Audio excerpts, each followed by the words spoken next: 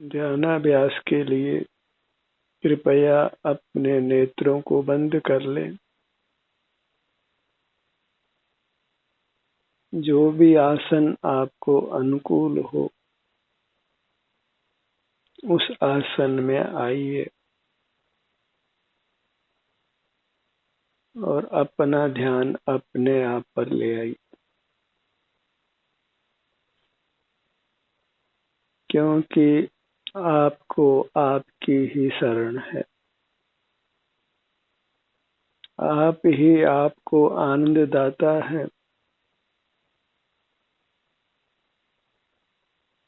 इसलिए अपने सन्मुख रहिए। वही धर्म है, वही चारित्र है, वही संयम है।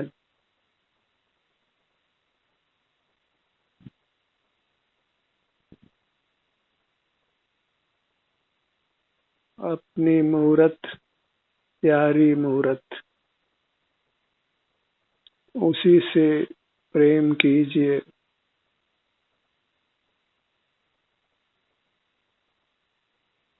प्रेम अच्छा है, बशर्ते कि वह अपने से किया जाए।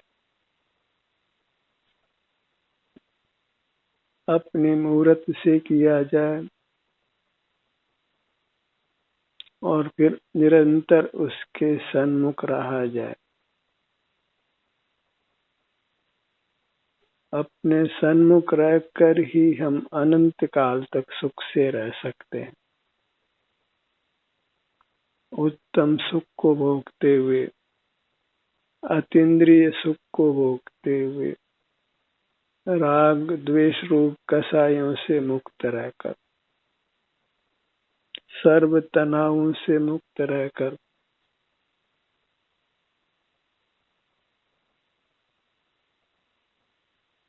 सिर से पांव तक अपनी सीमा है जहाँ के हमको रहना है। यही हमारा निवास स्थान है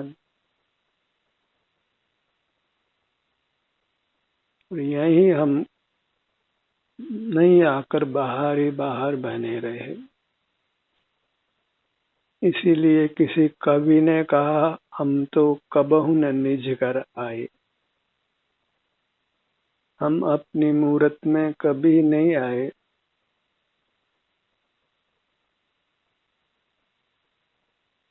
अनंत काल व्यर्थ ही गंवा दिया। बहिर्मुख रहकर, अपने घर से बाहर रहकर, और अपने घर से बाहर कहाँ सुख शांति मिलती है। भले रागवश हम कहीं भी जाते हों, आखिर लौटकर तो घर में ही आना होता है। तो फिर बाहर जाना ही क्यों है।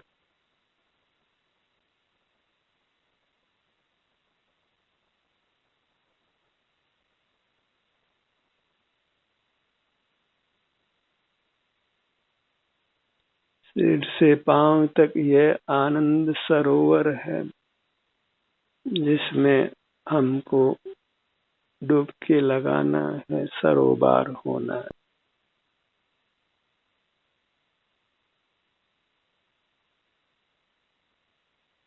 संत जन यही भावना भाते हैं, ये समग्र जीवलोक अपने दिव्य काया रूपी आनंद सरोवर में स्नान करें, इसमें सरोवर रहें और सुख से रहें।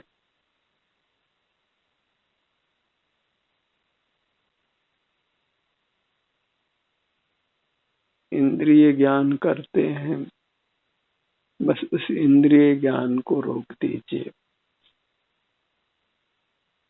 फिर आनंद ही आनंद है, क्योंकि इंद्रियों से ही हम अपने आनंद से च्युत होते हैं, आनंद से विमुख रहते हैं।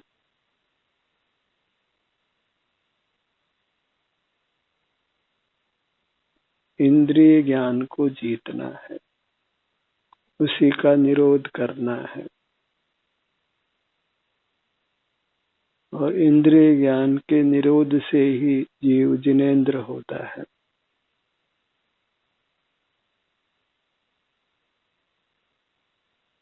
इंद्रियों को जीतने से ही मोह जीता जाता है, मोह नष्ट होता है, राग द्वेष नष्ट होता है।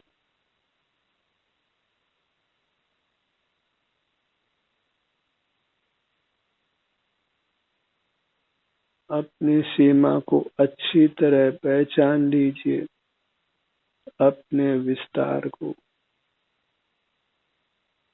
यहाँ के स्वास्थ्य की स्थिति को जांचिए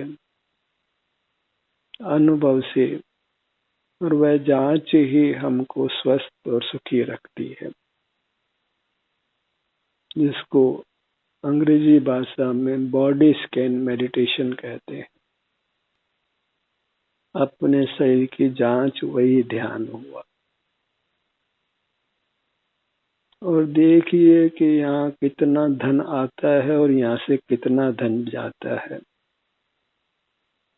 भीतर हम कितना धन अर्जित करते हैं और भीतर कितना धन का व्यय करते हैं।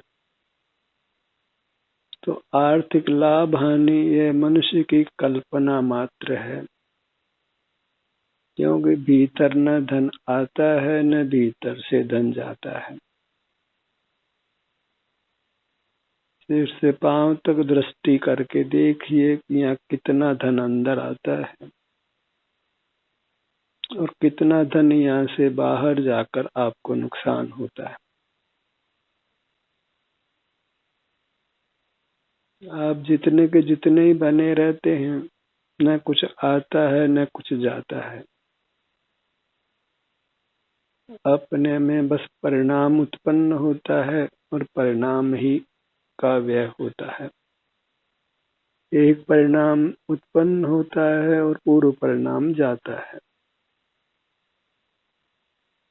इसके अलावा न बाहर की पर वस्तु का आना जाना सिर से पांव तक नहीं है अपनी अमूर्त काया में।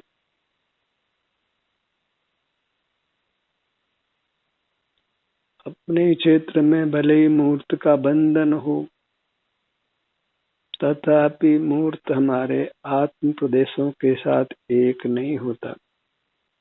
न वह अमूर्त होता है न हम मूर्त होते हैं। कोई वस्तु अपने स्वभाव को छोड़ती नहीं है। भोजन करते हैं लेकिन वह भोजन कोई आत्म प्रदेशों में जाता नहीं है।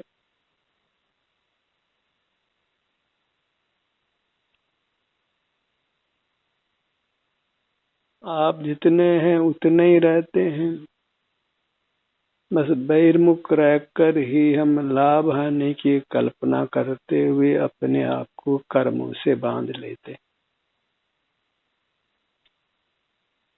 कुछ मिला कुछ गया ऐसे मिथ्या विकल्प करते रहते।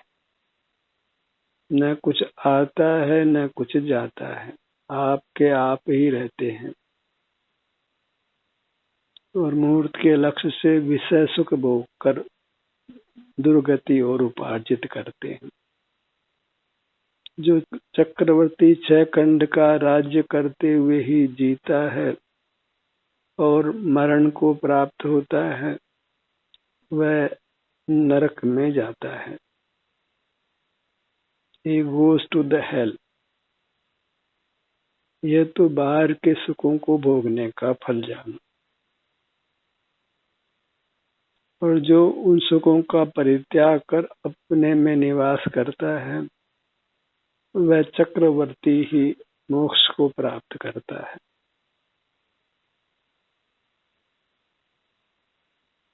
बाहर के सुख को न भोगकर अपने अमूर्त काया के सुख को ही भोगना है। तभी हम निर्वाण को पा सकते हैं, उत्तम सुख को पा सकते हैं और अपने आप को दुखों से बचा सकते हैं।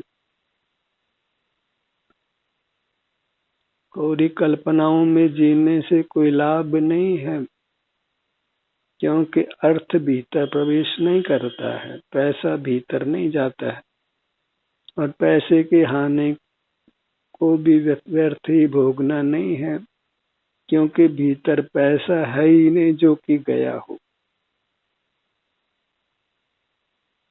न परिजन ही हमारे भीतर जाते हैं, न मित्र ही हमारे भीतर जाते हैं। जो भीतर गए ही नहीं है तो बाहर जाने का प्रश्न ही नहीं। हम आपके आप ही रहते हैं, इसीलिए अकेले ही आए थे और अकेले ही जाते हैं। मूर्त काया भी लेकर नहीं आते और लेकर जाते नहीं है। तो परमार्थ से अकेले रहना ही हमारा स्वभाव, बस अकेले रहते हुए अंतर्मुख रहना है।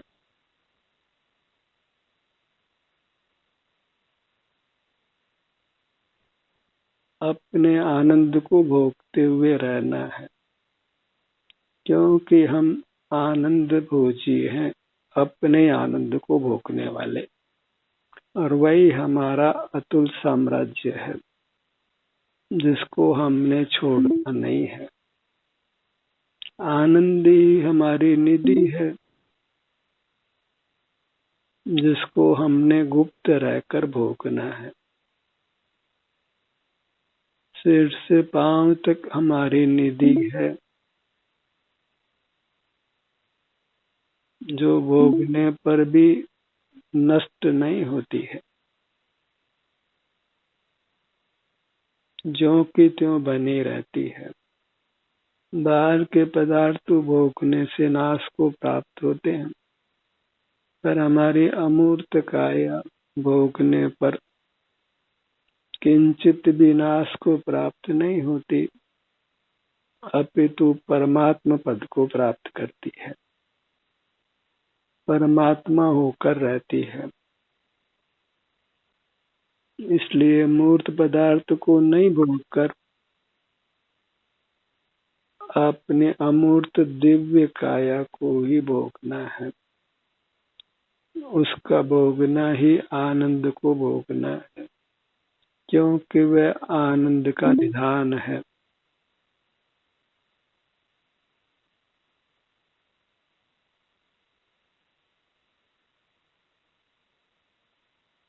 नेत्रों को बंद रखने की आदत डालिए, और वह आदत यत्न से ही बनती है।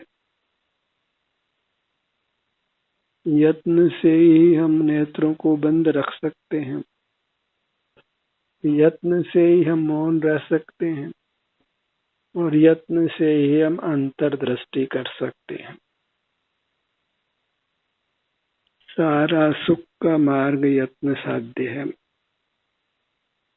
और बहिर्मुखता में हम कितना ही यत्न करें सुख पाने के लिए, हम सुख को नहीं पाते हैं, और वह स्थिति प्रमाद की ही कहलाती है, क्योंकि बाहर का यत्न यत्न ही नहीं है, इसलिए उसको प्रमाद कहते हैं। यत्न मात्र अपने सन्मुख रहने का है, इंद्रिय द्वारों को बंद रखने का है,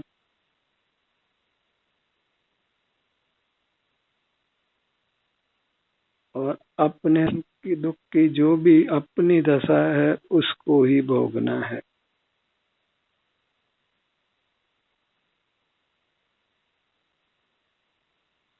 सारे जगत से विमुख रहने का प्रयत्न करना है, सकल व्यवहार को छोड़ना है। मृत्यु बलवान रूप से छुड़ाए उसके पहले ही छोड़ देना है।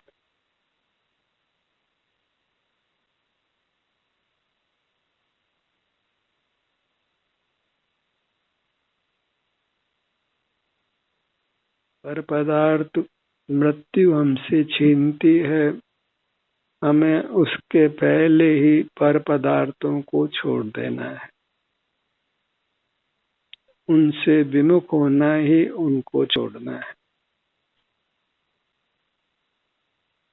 लोक में भी हम पर पदार्थों को एक टक देखें तो वह ऐतराज करेगा, चाहे भले किसी के मकान की ओर एक टक देखते रहें, किसी की दुकान की ओर एक टक देखते रहें, किसी भी व्यक्ति को एकटक देखते रहें तो ऐतराज उठाया जाता है।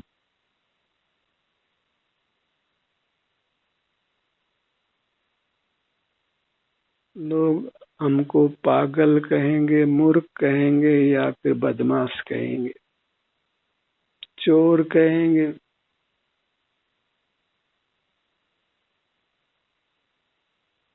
इसलिए पर की ओर देखने को छोड़ना है,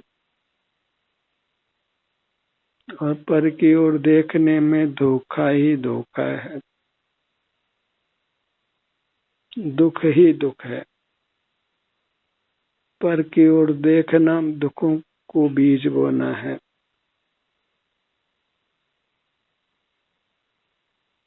आपदाओं को निमंत्रित करना है। अपने सन्मुख रहिए, आपदाओं से बचिए और उत्तम सुख को पाइए।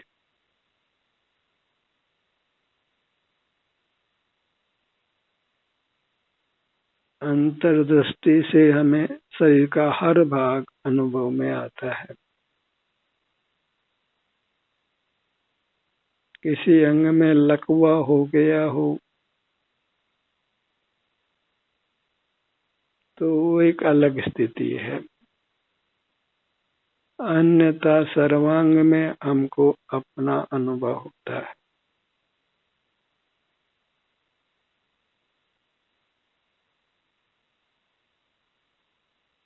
अनुभव सुगम होने पर भी बाहर के विषयों को देखने जानने का जो संस्कार है, हमें उस संस्कार से मुक्त होना है। वही संसार है, वही दुख है। इंद्रिय ज्ञान का दूसरा नाम ही संसार है, दुख है, जन्म मरण है। इंद्रिय ज्ञान को भले ही हम पूरी तरह अभी नहीं छोड़ पाए, लेकिन पूरी तरह उसकी श्रद्धा को अवश्य छोड़ सकते हैं।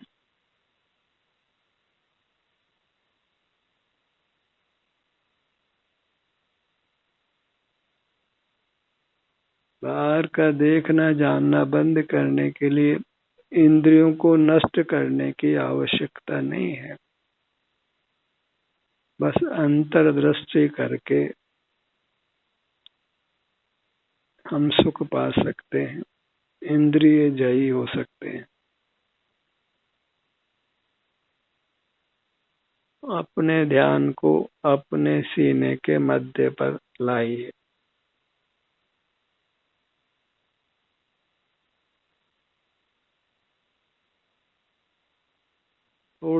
थोड़ी उम्र में ही कई जीवों का हृदयाघात हो जाता है।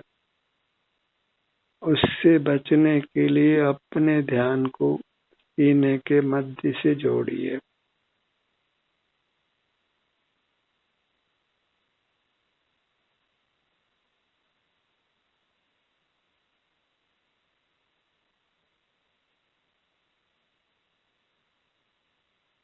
अपने हृदय में जाकर बैठिए, सीने के मध्य में, सीने के भाग में।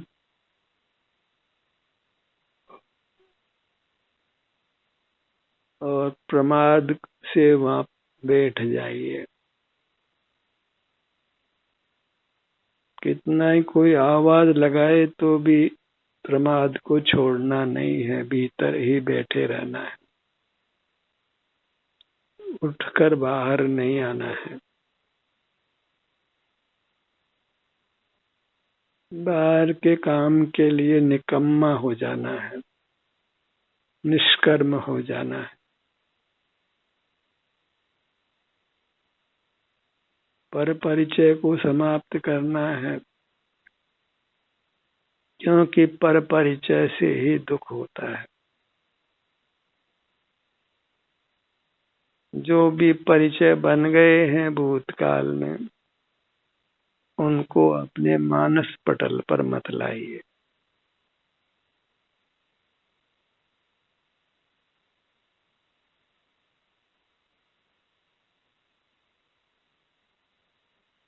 कोई भी पर पदार्थ हमारा सगा नहीं है, संबंधी नहीं है।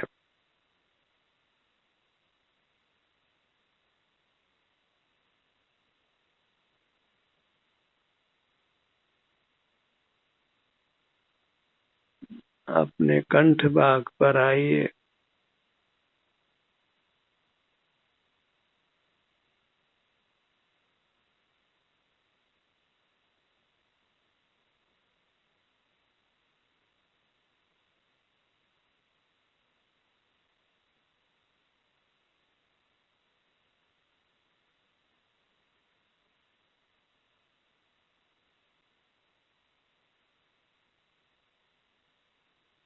बस शरीर की स्थिति को जांचते हुए रहिए, अनुभव करते हुए रहिए।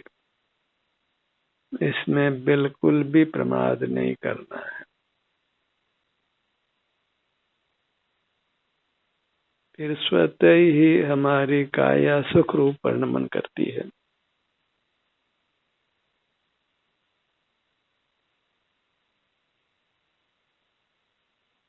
जीव अपने सन्मुख रहता है और सुख रूप वर्णमन होता है। यह एक नैसर्गिक व्यवस्था है। बाह्य पदार्थों को जानते हुए रहता है तो स्वयं ही दुख रूप परिणमन करता है।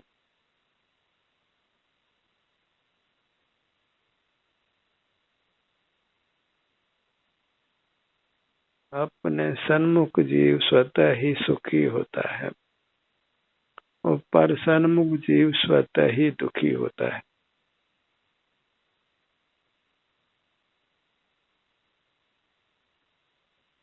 अपना अमूर्त शरीर ही हमारे लिए महत्वपूर्ण है। उसमें जो भी उसके सन्मुख होने से सुख दुख रूप संवेदना प्राप्त होती है, उसका अनुभव भी हमारे लिए महत्वपूर्ण है।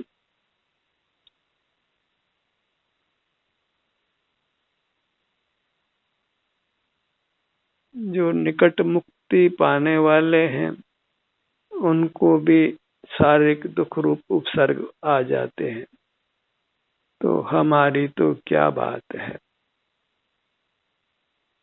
शरीर में दुख के कोई प्रकरण बनते हों तो हमें सहिष्णु बनना है।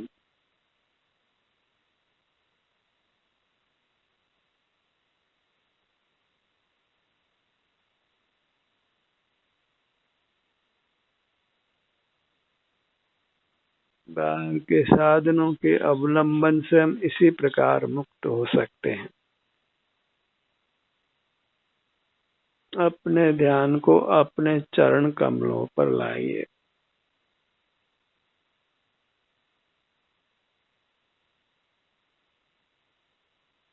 दूसरे के चरणों को छूने के बजाय अपने चरणों को छुए।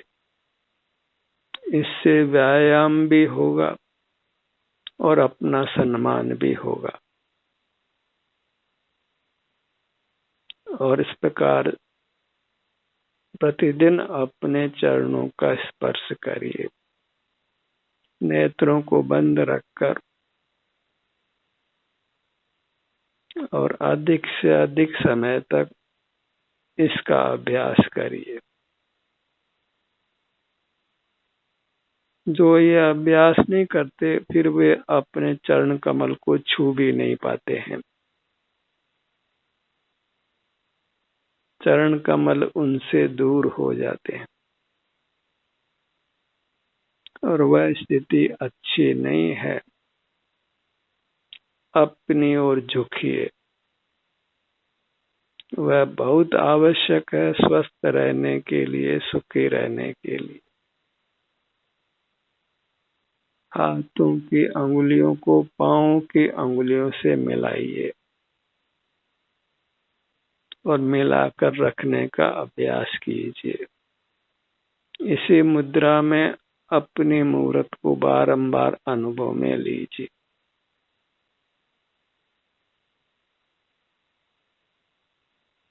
और हमको विपरीत करनी है। अब तक बहिर्मुख रहे थे, अब अंतर्मुख रहना है। अब तक पांव नीचे और सिर ऊपर, अब थोड़ा अभ्यास सिर नीचे और पांव ऊपर करने का कीजिए और उस मुद्रा में रहिए, तो आपका हृदय स्वस्थ रहेगा, आप सुखी रहेंगे। सर्वांगासन करिए, शीर्षासन करिए, तो आपका ध्यान अपने शरीर पर ही बना रहेगा, अपने आभ्यंतर शरीर पर। सर्वांग मूर्ति का आपको अनुभव होगा और उससे आप स्वस्थ रहेंगे, सुखी रहेंगे।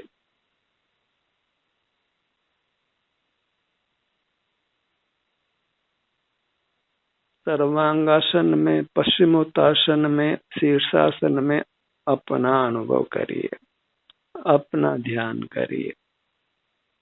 नाना आसनों से अपनी मूर्त से जुड़िए।